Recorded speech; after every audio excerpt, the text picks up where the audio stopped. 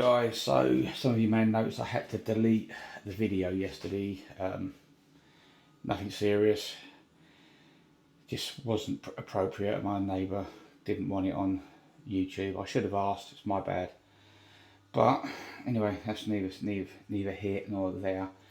So today we are doing this butcher block worktop, and we've got a cutout for the Belfast sink. Now this client's had some issues, as you can see, with wet rot, so they've got no kitchen, so we're just here to try and get them a worktop on so they can get their sink working, so they've got a kitchen sink that they can utilise. So this is just a bit of a preempt, so they've got something to utilise.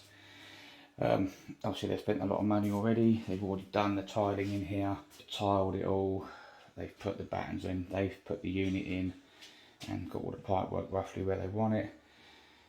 So all I'm here to do is literally cut a length of butcher block worktop, scribe it into that wall and scribe it into that wall, and then cut out the sink. Now I don't know if you can see this, looks pretty good there, but as you come up here you can see how much that's running out there and running out a square there. So what we're going to do, because we've got all this room, we're going to cut our worktop oversized to about here. That will then give us the ability to scribe the back wall, scribe the side wall, get that planed and trimmed and test fitted, and then once that's done we can then look to cut out for the butler sink or Belfast sink and then our tap hole. So we're all set up out the front, so we're just going to go out there now and get stuck in. See you in a bit. We're at the front of the house. We've got just enough room to work. We've got our timber braces underneath, so the worktop's fully supported. So we're going to cut it to 2.1 or 210 centimeters or 2,100 millimeters, however you want to put it. So we'll cut that to length, then we can take it in and get it scribed. So she's now cut with the plunge saw. Took 2 passes. You can see roughly how the line there, you can see that, just a rough line of where my saw went through each cut. But yeah, all we've got to do now is get that in to do the scribing. So she's in place, loads of overhang, and as you can see here, a big gap to nothing, and then nothing to a big gap. So we're going to get a scribe tool, we're going to scribe this now, so that that will slide back tight to the wall, and then we'll scribe that as well. So this will be our first scribe. So what we're going to do, we're going to measure this distance here and here, make sure they're the same, and then we'll scribe that. That way then this will then sit tight to the wall as it should, and then we'll scribe that back bit. So it's got to go in and out a couple of times first. First things first is to check this distance. So I'm just going to use my sliding rule, push it up to the decor panel, tighten it up, and then just check that we are the same and we're not. So we've got to come this way just a smidge. Sorry. Okay, so we are now nice and square off of that. There's no point worrying about it for this one because the customer's got it set way too far back. So this is where it's got to look right, because obviously with the Belfast sink being as it is, any deviation there you'll see it. So this is where we've got to make sure we're getting it right. This is our fixed point of reference. So first job, scribe that line, which is pretty straightforward, and then scribe the back. Okay, so as you can see, we've got quite a big gap this side, so I'm just going to double check everything, make sure nothing's moved, make sure it's all good, check that, and then we're going to use again my scribing tool. This is a 15mm, and we're just going to come from that wall like so, something to nothing. That's basically going to be our scribe line. Might go a bit deeper than that because it's disappearing now. Yeah, needs to go a bit more. So I went with a 20mm line, that way then I can just cut that close to that line, and then I can plane it and get that reasonably scribed. So we'll go take that back out, get that bit done, bring it back in, because then the whole unit will shunt that way tighter to the wall, and then we just got to scribe the back of it, and then if we can start thinking about cutting the sink out. Done is I've used my track saw and I've cut the worst off, and then I've just modified it at a slight angle. So all I've got to do now is plane to that fine line, which probably a bit overkill to be fair, but if I just plane that little bit, that should sit in there lovely then. Okay, so we've now planed as close as we can to that line, and we've put a very slight bevel in just on that back edge, just in case the wall kicks it. Obviously not at this edge, we kept it flat because you don't want that seeing like it's got a notch out of it going like the wrong direction, if you know what I mean. So you want to keep that square, but at the back we tapered it in just a little bit. So we're going to go test fit that now, and then we can then scribe the back edge. Okay, it's reasonably well scribed. Obviously it's still got to do the back, so they may need a slight bit more off, but now we just got to scrub this back up. So let's get that done.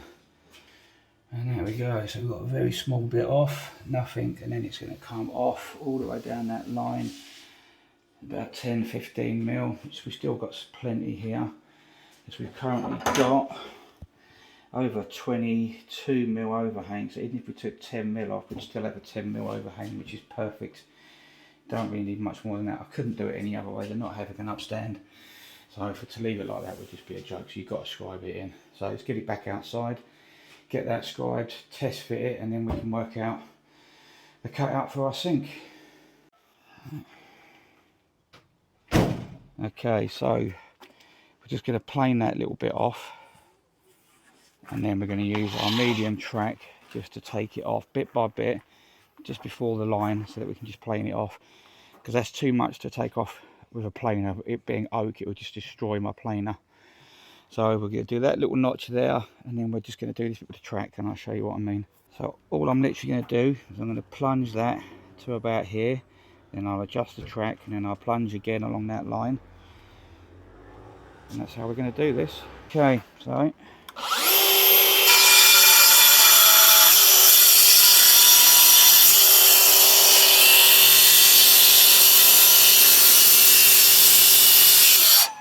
that's to the first bend, and now we're going to look at straightening up. Because we've got a plunge saw, it just makes stuff like this extremely easy.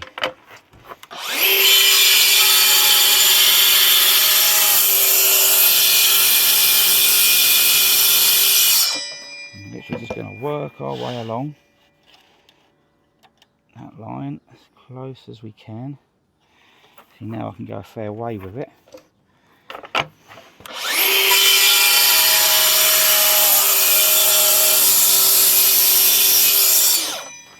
And then just a little bit at a time. So I can go right to the end of my track now.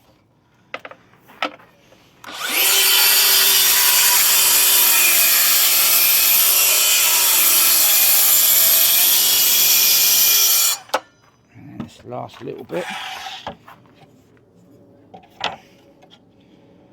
which is pretty much all of that. Should be looking pretty close.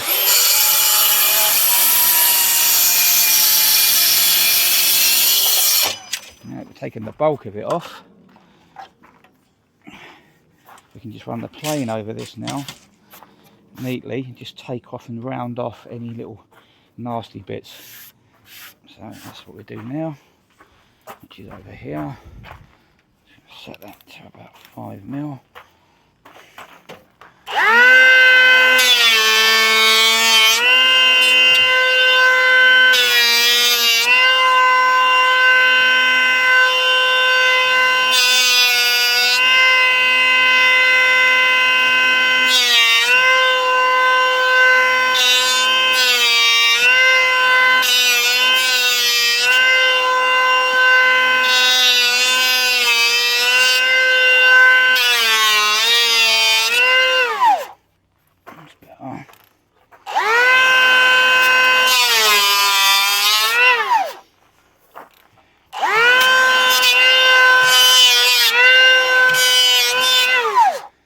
Okay, let's take her in and get her test fitted. So it's starting to get there. We've still got a bit of a gap there, but we need to take a little bit more off here. And then at the moment it's pivoting. As you can see, it's actually pivoting at that point there. So we just need to plane a bit out of that. Maybe chamfer it a little bit along the back there, just in case the wall's bending in. Hopefully that'll go straight in. So let's give it another go. We're getting there now. We've done away with the pivot. Everything's looking neater. We just got to do a little bit more there because we're just a bit off here. So we just need to plane that back edge a little bit more, and then that will slide across. And we double check our overhangs, and then once I'm happy, we can start marking out the basin. Yeah, we're getting that on. Obviously we've still got to cut the excess off on the end, but yeah, it's looking like we're getting there. Got a nice tight scribe line now. Well, as tight as I'm going to get it with butcher block worktop, but once that's been rubbed down, oiled, and a clear silicone bead or whatever they want to do, happy days. So next job, cutting out for this part. Now what you can do is cut the bulk out of it and then just trim it with the router, or you can cut the whole thing with the router. I'm not sure what I'm going to do yet, to be totally fair, because I don't want to take it with measurements. Ideally you just want to mark the inside of it, but yeah, we'll figure that out in a minute. As you'll see, I've marked these up, but I've just lifted it up and you can see where the edge of the sink is compared to my pencil mark. So I've done that either side. I then threaded a tape measure through here, like so, going back till it hits the sink, which gives me 455, and I've come in 10mm to 435. So I will sort that out so that I'm 10 or 20mm in, and I can cut the bulk out, and then all I've got to do is get my hand in, mark it properly on the underside, and then get a better feel for it. Okay, so I'm going to go 44. It's about 20mm in from the front edge of the sink.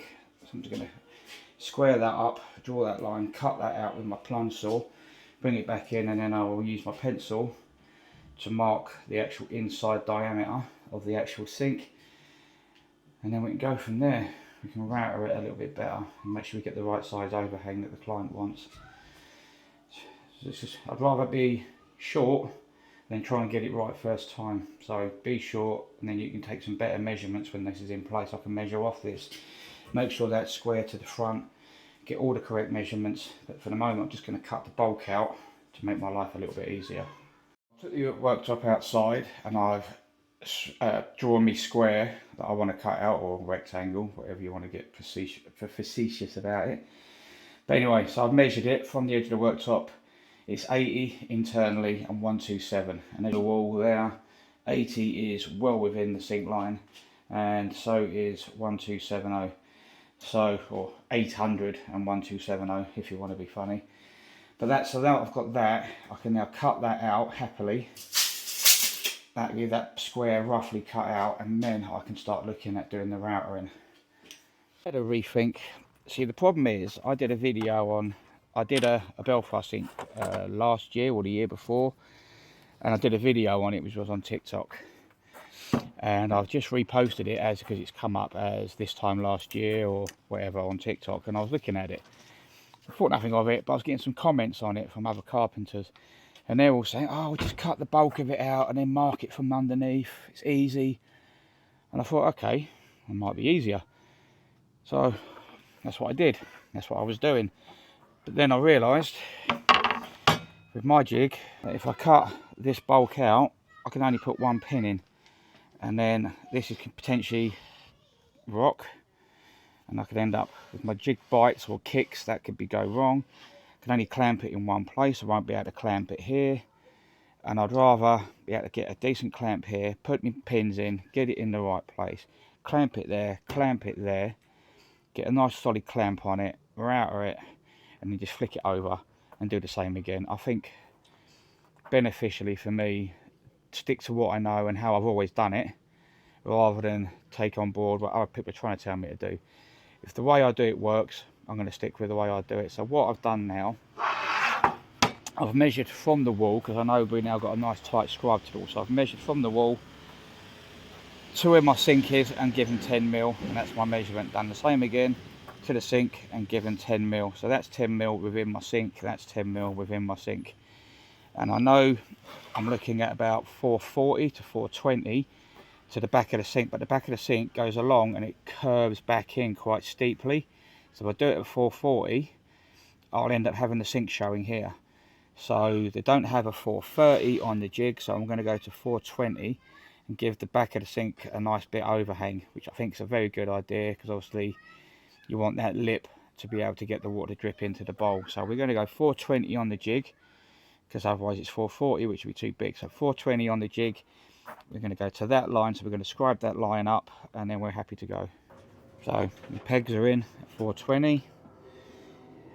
My line is there, that's the line I want it to go to, but I'm going to be coming in a little bit further and closer to that, so that's fine.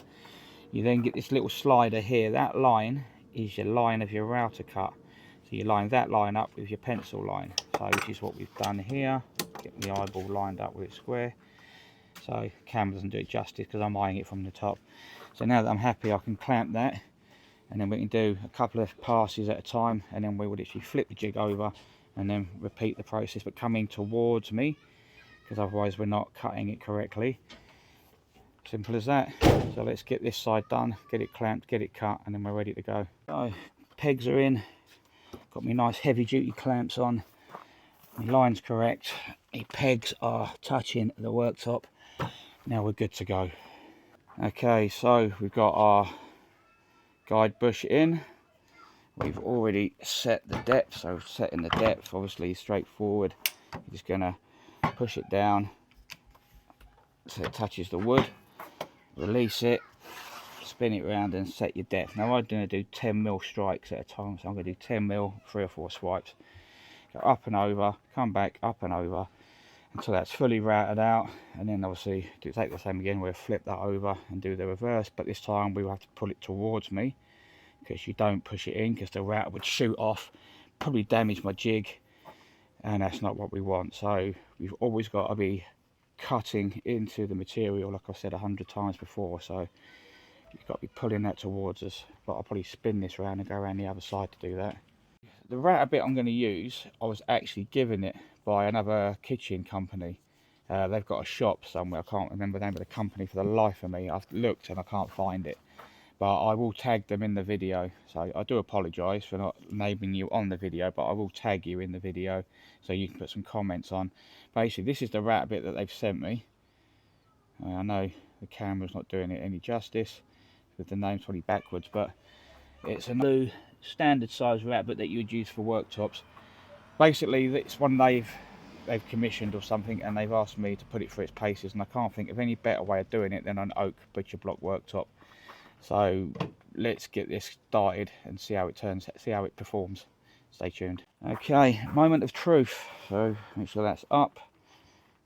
Yep. Okay, put the battery on. Let's give it a quick. Alright, let's see how she performs, shall we?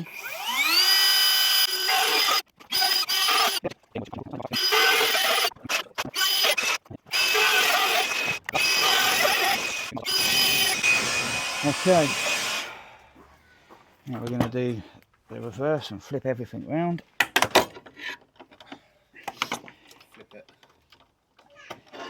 Flip it and repeat it. Right, clear the table off.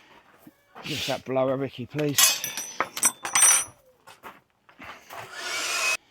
Okay, so that's now clamped in, but I don't want to be pulling it this way and pulling it towards me. So what I'm going to do is I'm going to go the other side of the worktop and control it from the other side, so I've got more control over it. And what I'm also going to do is try and clamp the offcut to the table so that it doesn't just fall. We don't want it to just fall down, so we're going to get that sorted out now. Okay, so I've now put my back support underneath where my cut is. Okay, so this side's set up, so now we're going to do the reverse and just carry on going around, making sure we're set for 10mm.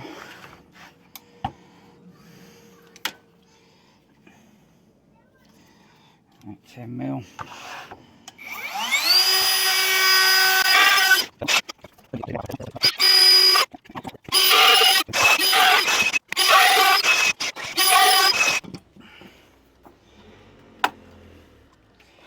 So that's that now routed out.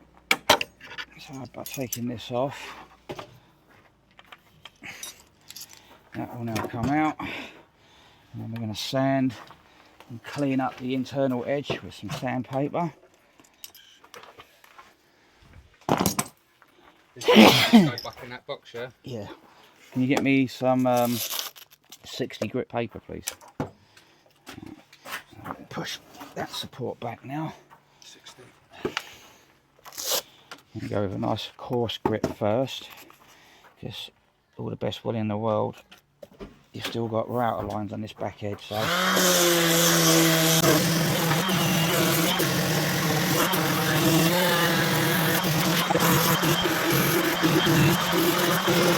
okay, looking very nice. I'm going to speak to the client to see if he wants me to put a very slight round on that, or just to run a bit of sandpaper over it.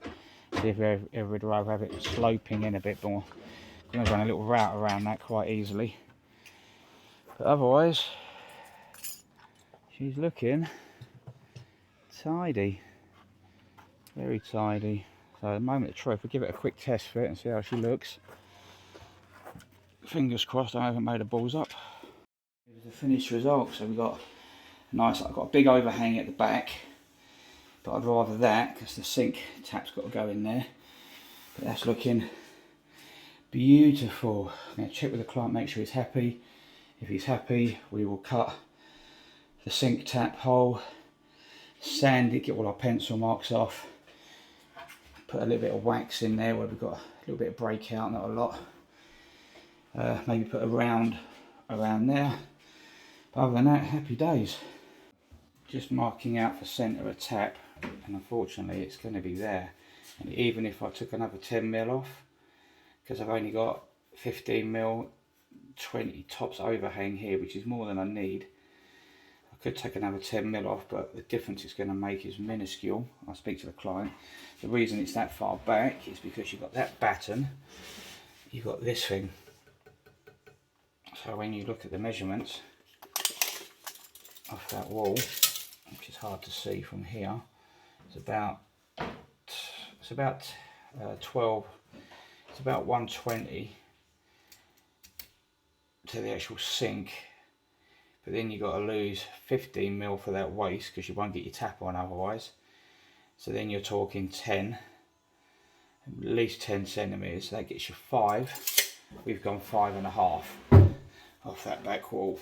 Unfortunately, because this has got this bloody thing and it's not one of the ones that's built in the side, that's going to affect where the tap goes. So I'm going to chat to the client. If he wants me to take another 10mm off of that, I will. But otherwise, if he's happy to leave it, we'll leave it. With the client, we made a little play, pulled it forward, we test fitted the tap. He's going to cut the thread down on the bolt and he can get it a bit closer, so that's going to be our new centre line, which is why you always double check everything. That would have been too far back, but that will be good. So that's going to be our centre line now, which is plenty. So we draw that hole out the correct size, run our route around it, get that round on there, and we're done. Drilled the hole out for the tap, just needs a bit of sanding and cleaning off. Going to use this round over piece to give us a nice round over. We did a sample for the client, so you can see there, if it focused properly, how sharp that is, and just a very nice round on there. So we're just going to fly around that now.